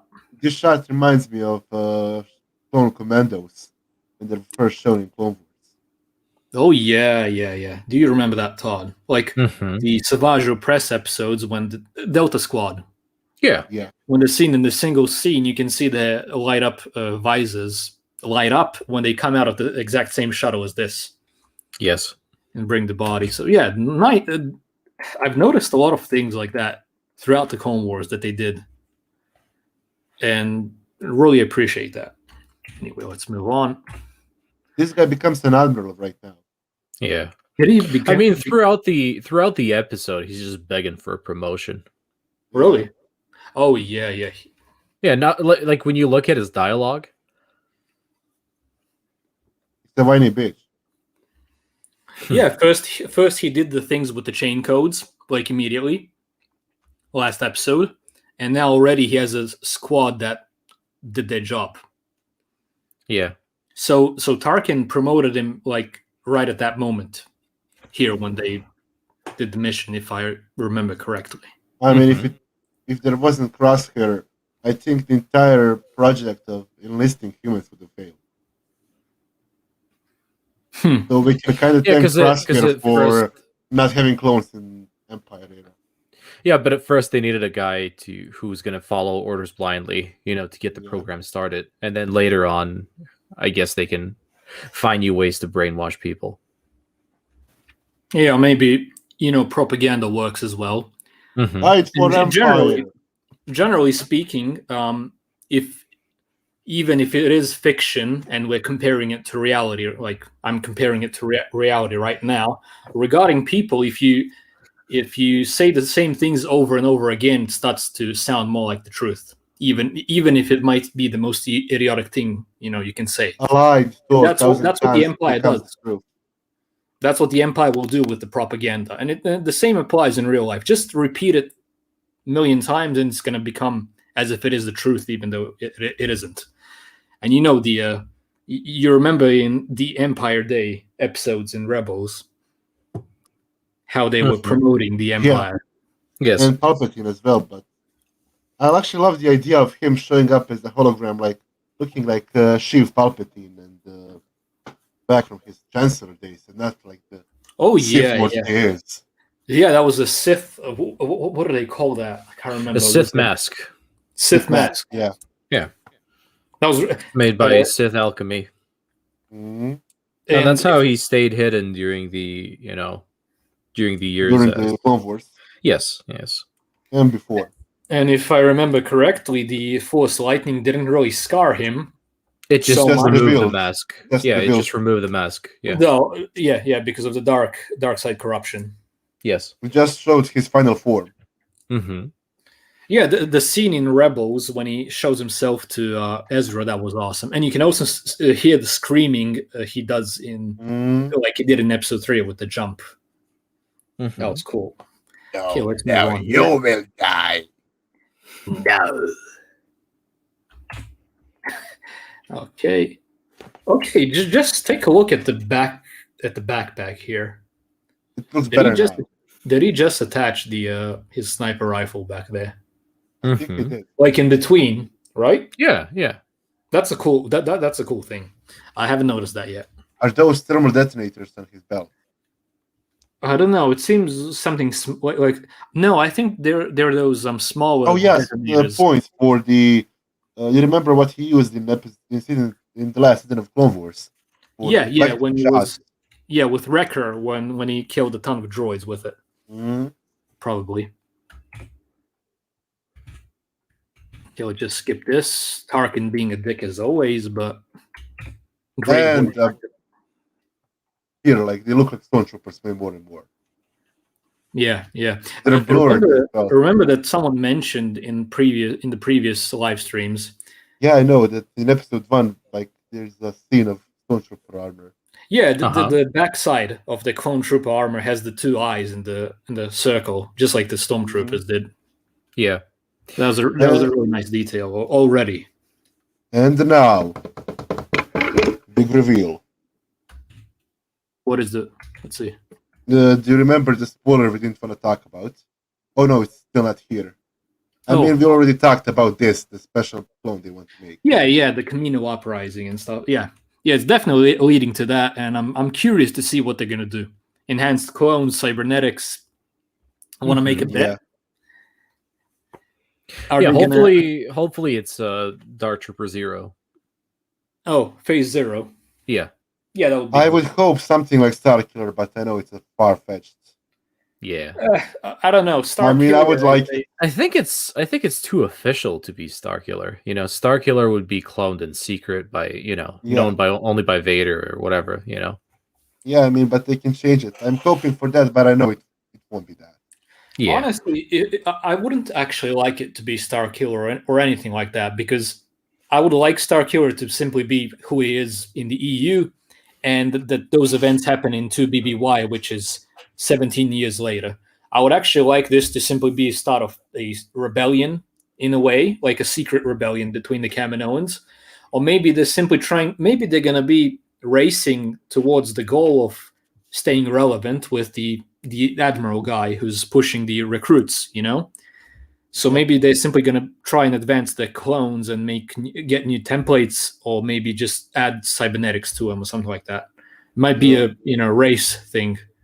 Can I cut you off, Luke, for a second? Yeah. Sorry. There's actually a nice comment by Higgs right now. He's Yeah, I'll bring talking it up on about, we screen. should talk about Project War Mantle from Rogue One and possible Project Mark Omega. Might be referring to Omega. Nice question. I don't know. That's very possible, and I've noticed that War Mantle was mentioned in the Rogue One Catalyst novel because I checked on what War Mantle is on Wikipedia, and I remember back in the day, like when Rogue One came out, I enjoyed Catalyst. Honestly, it was a really good novel adding to Rogue One.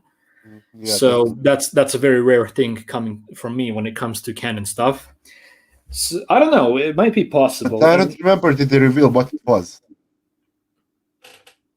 if I I don't wait, think they revealed. I don't think they revealed what it was. did the admiral, this new admiral guy here in the episode, did he mention War Mantle? Right? Yeah, or was it Namasu and the other one, Kaminoans? I think one of them.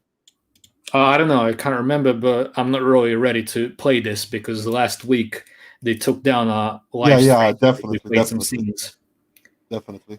Oh, and by the way, how is that fair? I've seen channels upload 2 minute clips from episodes and stuff like that. Yet Disney blocked our live stream worldwide from last week regarding episode 2 for scenes which were 10 seconds long or less. I don't Hmm. know how that's possible. I don't Like know. they targeted Bad our luck. live stream for I don't know why. Idiotic. Okay, let's move on. Yeah, I really want to do a Camino Uprising lore video now, specifically because of these scenes here. Very, very Call me cool. as a guest. Call me as a guest. Of I'll course. be the background character. Oh, by the way, have you noticed the different? You know how the Caminoan hierarchy depends on the eye color. Yeah, I know. Like the gray ones are the most, let's say, highborn or whatever.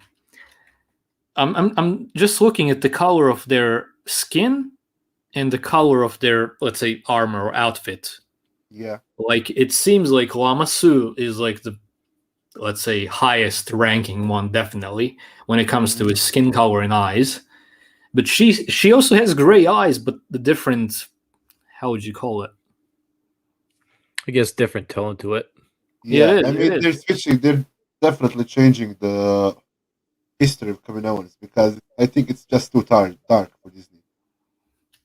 I don't know, possibly. I mean, in the original idea for the Kaminoans, they destroyed their own race.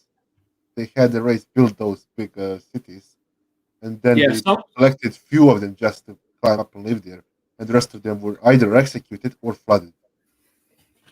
anyway, put up the comment of Adam Little John. He gave us the what happens to the Kaminoans with green eyes. Just put up the comment for everyone to see. Yeah, there it is. They get Yeah. killed at birth. I remember reading something like that. What were the other eye colors? I think there's only three colors that are Three. actually Was it three, right? leaving like alive. That's like blue, grayish, white, and I think it was yellow. The last one. I might be wrong for the Mm-hmm. last one, but I know that any other mutation was actually killed on the site, and they couldn't actually have intercourse with each other. They were actually cloned. Mm-hmm. Guys, I'll be back in 30 seconds, okay? Just go on without me. Just have to do something. Alrighty. Okay, I'll just go on without me. Yeah, sure. So what's up, Todd? Not much. Yeah, it looks like this is going to be pretty close to a finish. I guess this is like a few minutes left to the episode, and then I'm just going to crack open a cold one and enjoy some TV shows or whatever after this. Did you watch Cobra Kai? What? There's a new season? Because I watched No, the. no, the Oh last yes, yeah, I did. I did. one. I can't wait for the new one. Yeah, it's gonna be awesome. What about Rick and Morty? Actually, I didn't watch that. I don't really watch that. Dude, trust me, try to watch it. It's comedy gold. Mm-hmm.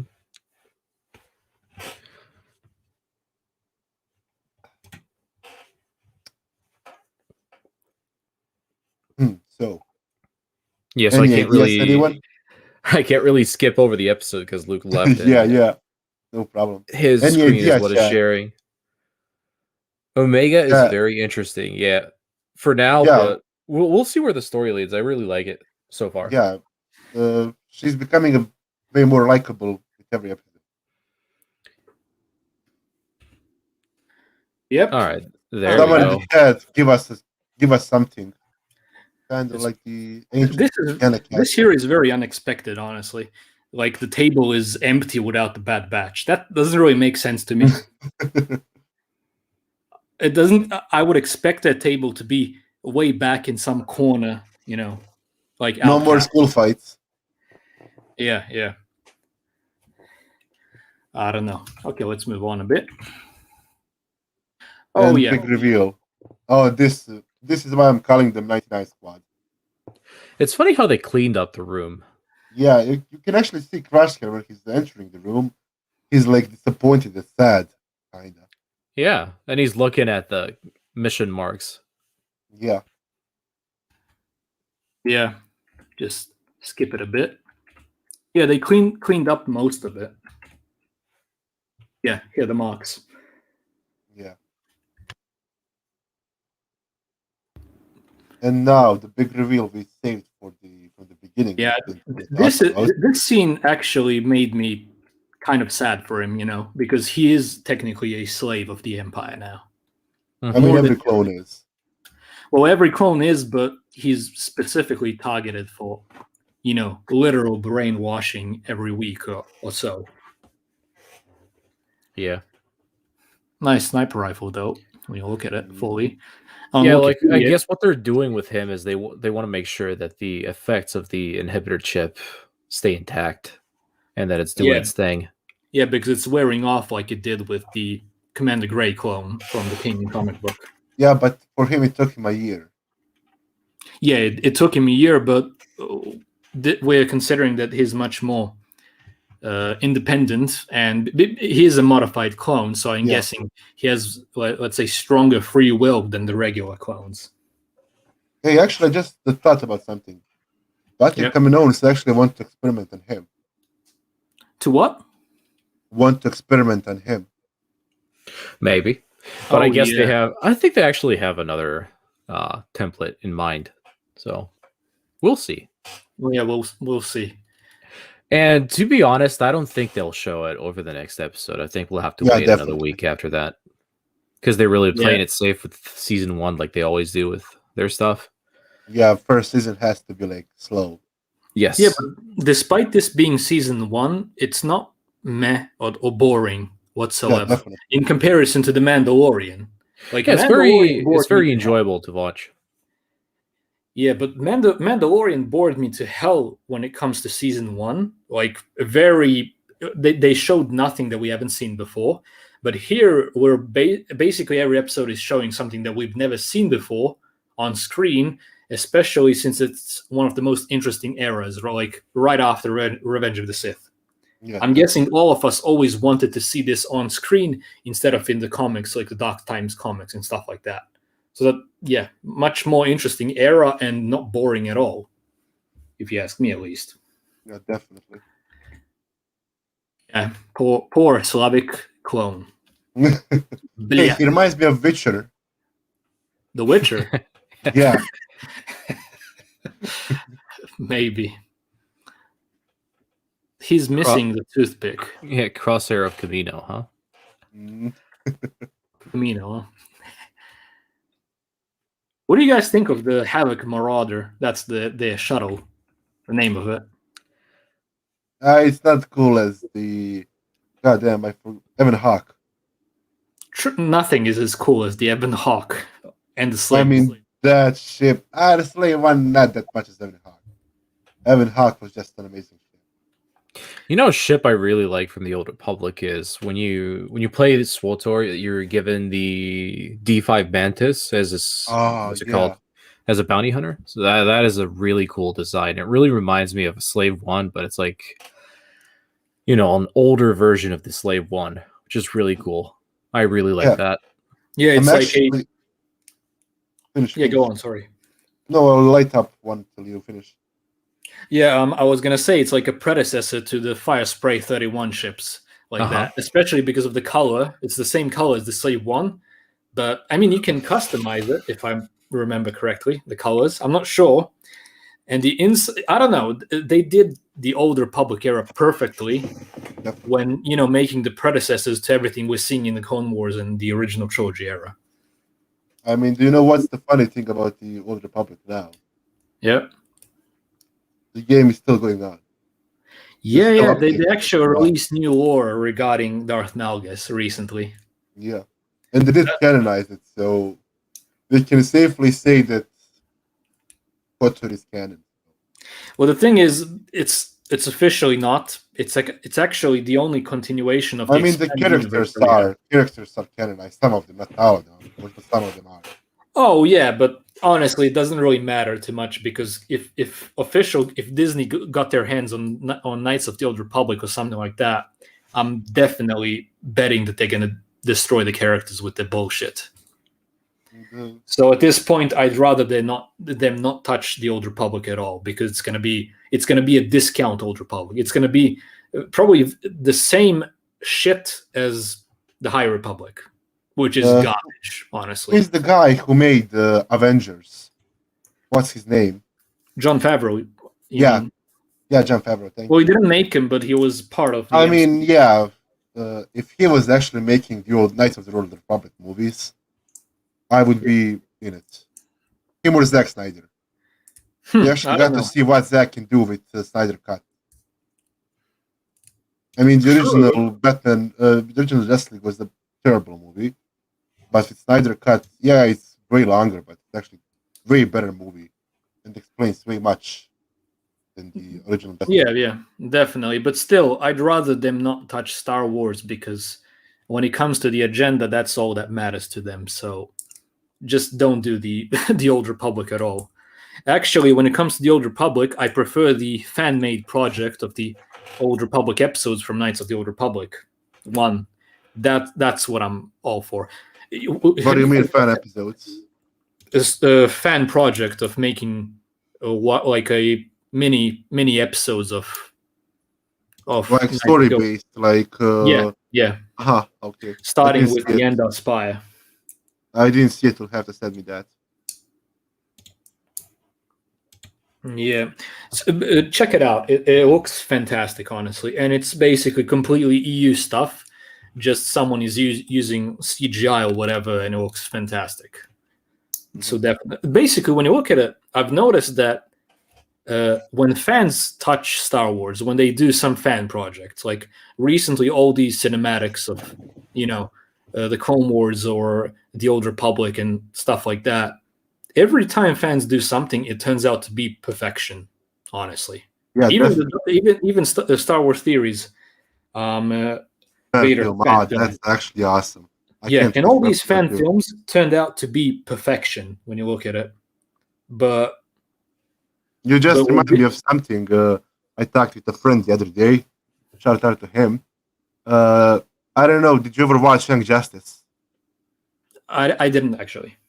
Ah, I mean, okay, no problem. There is a guy, I don't remember his name on YouTube, who's making actually a bridge version. A bridge. I love comic books Hmm. in general, like especially DC, Batman, Detective Comics, and everything.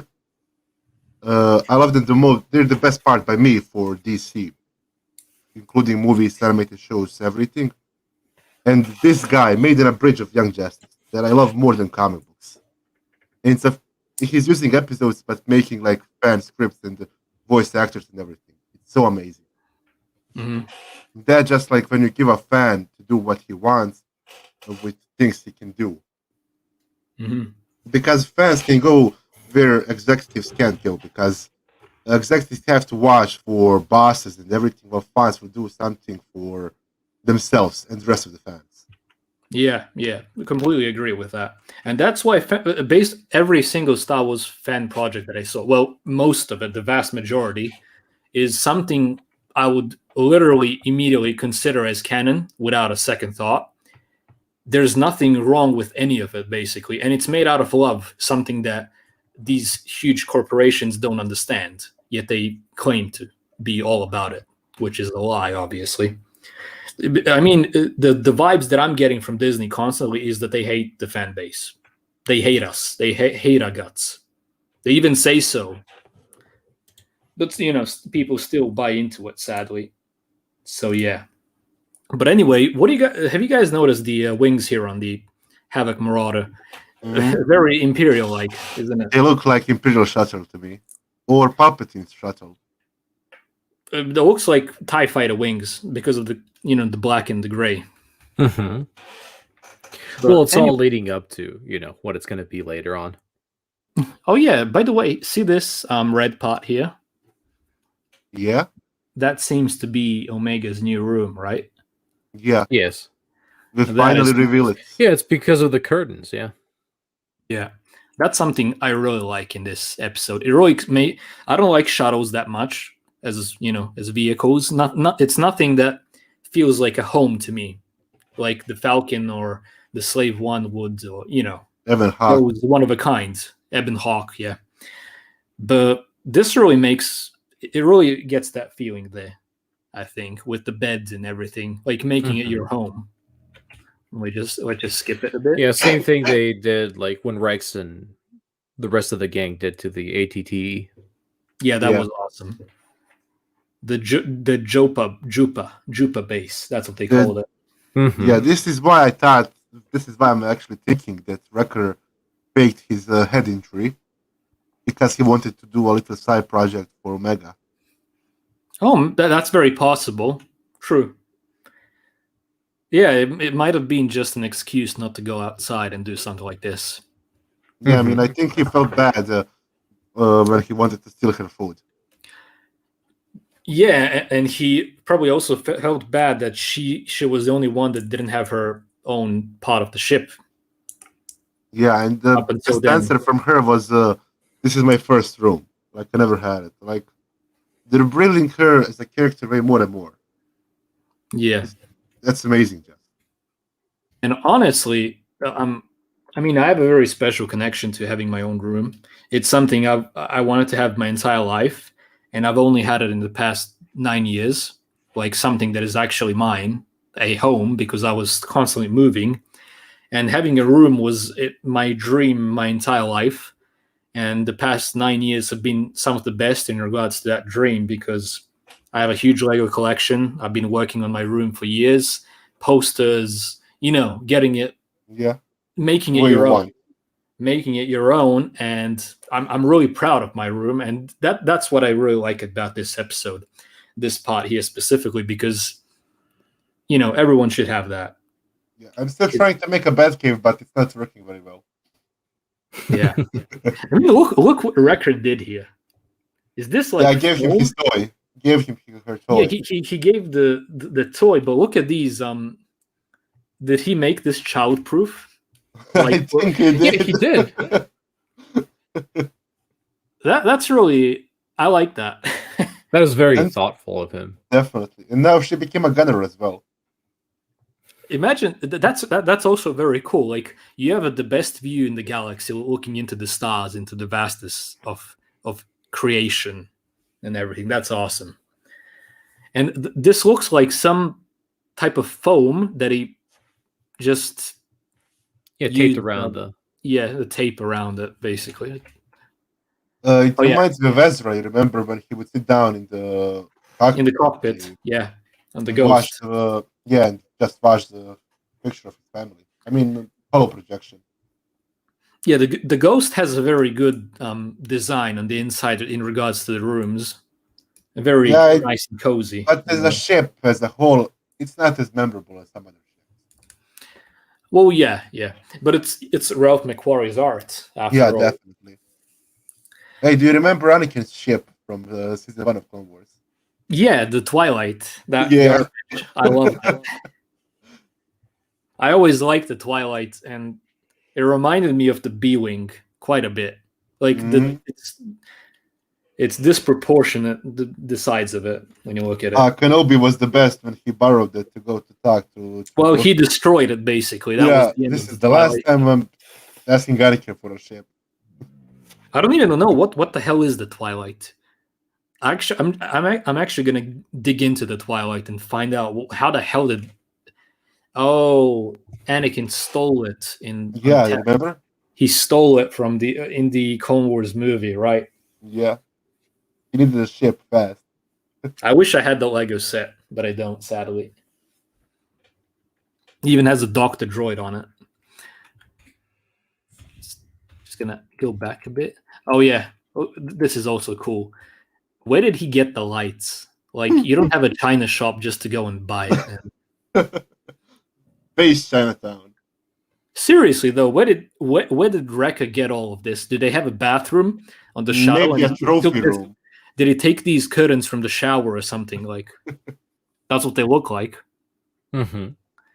But he really outdone himself. Yeah, he's a really good Big Brother character when you look at it, I'd say. Yes. But he somehow acts like he's a younger brother from time to time. Yeah, in a way. He's like a big teddy bear here in the episode. And she says it's perfect and whatnot. And I think that's about it on the episode when you look at it. Yeah. That's exactly right. Yeah. One big fat I was going to say happy, but for some reason got out as fat. One big fat family. We're not fat shaming, don't worry, people. My big fat Greek wedding. Okay, let's. Good old Shrekker here. Shrekker. Nah, Shrekker is the best. Yeah, we need to, this has to take off. People start making music Shrekker. Yeah, that's about it on the episode. All right, let me go ahead and pull it off screen. There we go. If you want. Yeah. That's about there we go. That's about it on the episode. Now we can talk whatever we want. Yeah. And since Scott wants to go watch a show, I don't know what we do. All right, so let's go ahead and bring up this comment. Yeah, overall feelings on the episode, Scoundrels. I think it was pretty good, and I like where this is going, and hopefully it just stays that way. I really want to hear more of the, what's it called, of the inhibitor chip. I really like, how they're expanding on that. So what about you, Luke? Well, my hopes for the series, like when the Clone Wars came out, we didn't know that this was even a thing. And I was very satisfied with the last season. It wasn't woke. That was like my main concern that it was going to be. And it went into the story very well, perfectly with Revenge of the Sith. Very satisfied. And basically this series pulled me in simply because of where it's based at in regards to the timeline, and because of the animation style, because it's the Clone Wars style, which I adore and have since I was a kid. So my hopes for this series are not to get woke. That's like my main concern, because I don't want propaganda in it. I want it to be clean, story-driven, and beautiful, like the Clone Wars was, and George Lucas' Star Wars, and the expanded universe. And my other hope is wishful thinking, but I'd love to be able to mix this into my headcanon with the expanded universe stuff, because I'm really enjoyed it so far. All 3 episodes so far are great, if you ask me, and I hope the series stays that way and simply expands on characters we haven't seen, but we wanted to see, like Cody, for example, And I hope it doesn't ruin any characters from the movies, if they put them in, and from the Clone Wars. So yeah, just stay apolitical and do what George Lucas would do. That's my hope for the series. You're up.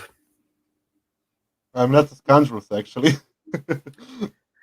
No, I know. You are for now. You're with us. An honorable member. I need a badge. Well, I like the way it's going, definitely. Like Luke said and Todd before him. I kind of wanted it to be a bit longer. Yeah, I'm like that. The first episode was amazingly with time. Second one, it can pass with time. But this one was just like, it reminded me too much of Clone Wars episodes. I mean in the good way. And at the same time in the bad, because it's too short. As an episode overall, I really love the idea of the empire becoming empire and implementing all of these little things and techniques like no codes, human recruits, and everything. And this we can see this journey.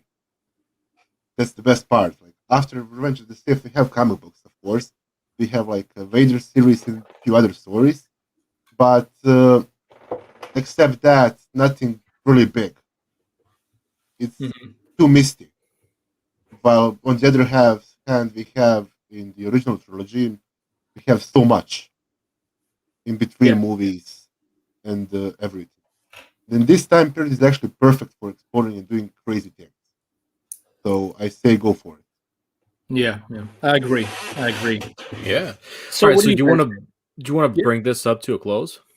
yeah, yeah. We're gonna close it up now. I was just gonna ask, what do you guys think in the comments? Let us know. This is gonna be up all the time, just like a regular video. So let us know what you think, and we'll answer you in the comment section below. And thank you all for watching very much. And if there's anything you guys want to say to us while we're still here, we're listening right now before we end it. So yeah. Yeah, I'll just give it a good old minute. Yep, just gonna check some comments. By the way, we just put up AK's channel. For those who don't know, he does Star Wars art, and he has some Bad Batch art coming to his channel, and basically records when he's drawing it and everything. So I think he deserves a sub, definitely, and he's also a friend of ours. So yeah, make sure to subscribe. It's also linked in the description below for all those watching later. So yeah. Yeah, I think that would be just about it. Let's I would close it like up. to end off with a quote by Vader, if I may. Of Go course. ahead and do it. All I'm surrounded is fear and dead men. Goes perfectly with this episode, at least. All right, fellas. Well, this is it for this stream, and I hope you all enjoyed it and learned And something new please, about the vast galaxy of Star Wars. And hope you didn't get bored listening to us. So that's it for this one, and we'll see you on the next one. You guys have yeah, a good one. and just remember, Shrekker is love, Shrekker is life. And Exactly. God bless you all. I hope you're all doing well. And amen to that. What can I say? All the best. Take care. All right, this is it. Bring your crits back anytime.